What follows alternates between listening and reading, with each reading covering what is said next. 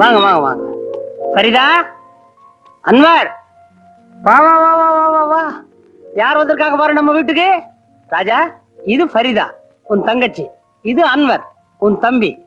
ஃபரிதா, இனிமே இந்த ரெண்டு அண்ணன்மார்களும் நம்ம வீட்டுல தங்க போறாங்கம்மா. ஐயா, இனிமே எனக்கு 3 அண்ணங்க.